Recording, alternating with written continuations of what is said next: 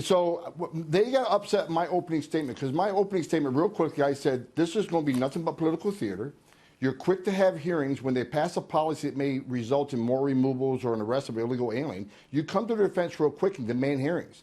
But I've not seen one hearing on the southern border, on the three loopholes causing the surge. I haven't seen one hearing on the attacks against the men and women of ICE and Border Patrol, where they're shooting in their buildings, trying to burn their buildings down, their families being bullied. I haven't seen one hearing on sanctuary cities. I haven't seen one hearing where they're trying to defend the American people, which is their job. And I call them out in my opening statement, and of course, Watchman Schultz says it's all a lie. Well, she proved it was a political theater, because not one of them asked me a question of substance about the policy that I'm an expert in. They took their time and attacked me personally, proving my point that this was political theater.